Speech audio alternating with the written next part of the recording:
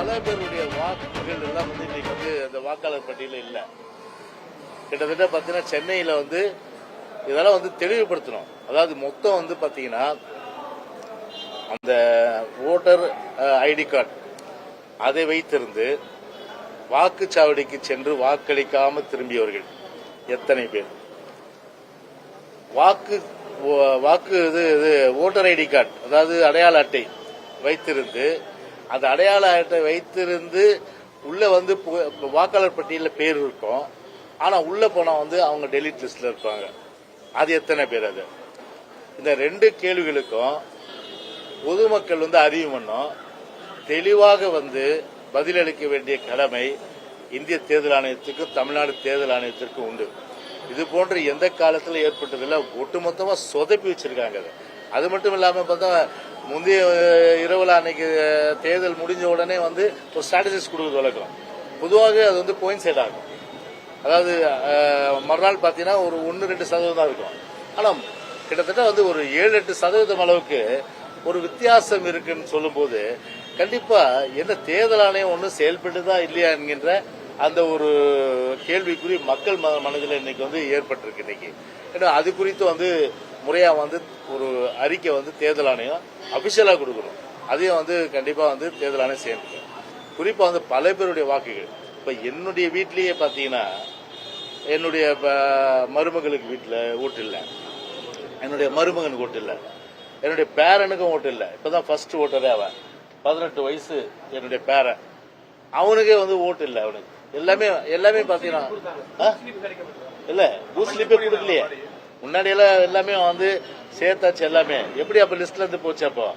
அப்போ தேர்தல் ஆணையம் தான் பதில் சொல்லலாம். அப்போ அதனால வந்து இது வந்து முழுக்க பாத்தீங்கன்னா ஒரு 100% அளவுக்கு வந்து அந்த வாக்காளர்கள் தங்களுடைய பெயர் இல்லாத ஒரு நிலையில வந்து இன்னைக்கு வந்து பல பேருடைய பெயர் இன்றைக்கு விடுபட்டது என்பது அவர்களுடைய இந்த ஜனநாயக உரிமை மறுக்கப்பட்டதாக தான் எடுத்துக்கொள்ள முடியும். தேர்தல் ஆணையம் எதிர்வருகின்ற காலங்களிலாவது கண்டிப்பாக இது போன்ற அந்த குற்றச்சாட்டுகள்லாம் இடம் கொடுக்காம இன்னைக்கு விஞ்ஞானம் முன்னேறி இருக்கு. விஞ்ஞானம் முன்னேறிக்க எவ்வளோ சாஃப்ட்வேர் இருக்கு. ஸோ மிஸ் மேட்சிங் எதுன்னு எடுக்கலாம், இறந்தவங்களை எண்ணிக்கை எடுக்கலாம், ஷிஃப்டடி எத்தனை பேர் எடுக்கலாம்.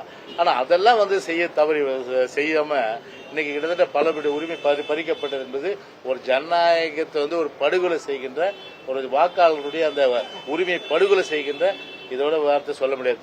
அந்த அளவுக்கு தான் இது வந்து நிச்சயமா சொல்ல முடியாது. தேர்தலின் போது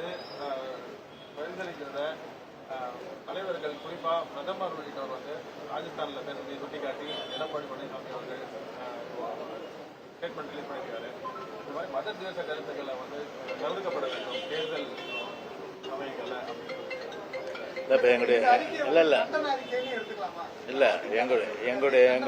எங்களுடைய பொதுச் செயலாளர் வந்து இப்ப அறிக்கை விட்டிருக்காரு. அதாவது மத துவேஷ அறிக்கைகள் தவிர்க்கப்பட வேண்டும். எனவே வந்து ஒரு வெறுப்பு அரசியல் கூடாது. இந்தியா என்பது வந்து பாத்தீங்கன்னா ஜாதி மதம் இனம் மொழி எல்லாவற்றையும் கடந்து ஒரு மதச்சார்பின்மை நாடு. பிரதமர் போது எல்லாருக்கும் தானே பிரதமர் அவரு.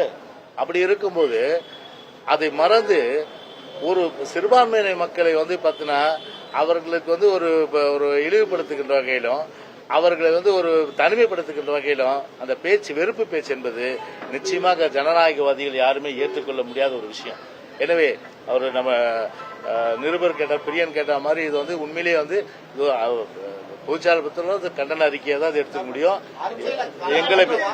எங்களை பொறுத்தவரை வந்து பாத்தீங்கன்னா இந்த வெறுப்பு அரசியல் மத துவேஷ பேச்சு ஏற்றுக்கொள்ள முடியாத ஒன்று, மிக மிக கண்டனத்திற்குரிய ஒன்றாகத்தான் நிச்சயமாக பார்க்கிறோம். இந்தியா என்பது ஜனநாயக நாடு. இது போன்ற பேச்சுகளை வந்து பேசுவது என்பது யாரும் வந்து ஏற்றுக்கொள்ள முடியாத ஒன்று.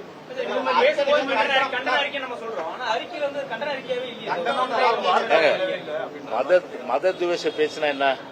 இதை விட என்ன மத துவேஷ பேச்சு? மத துவேஷ பேச்சு வந்து எங்க அனைத்து இந்திய அண்ணா திராவிட முன்னேற்ற கழகத்தில் பூஜை செல்வம் நாங்க தெரிவிக்கிறது கண்டனம் தானே. எல்லாமே ஒரு கலெக்டிவ் ரெஸ்பான்சிபிலிட்டி தானேங்க. எப்படி ஒரு கேபினெட் வந்து ஒரு கூட்டு பொறுப்போ அதே மாதிரி கட்சியும் ஒரு கூட்டு பொறுப்பு தான். அந்த கூட்டு பொறுப்பின் அடிப்படையில் வந்து இப்ப வந்து கட்சி ஆபீஸ்ல இருந்தா கண்டனம் தெரிவிக்கிறோம். இது கண்டனம் இல்லையாது, கடுமையான கண்டனத்தை தெரிவித்துக்கிறோம். போதுமா?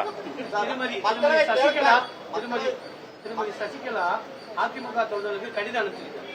அதை எப்படி பாக்குறீங்க அவங்களோட பதில்?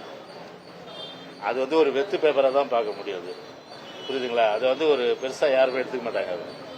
அது அது வந்து அது வந்து அது வந்து வெற்று காகிதம். அது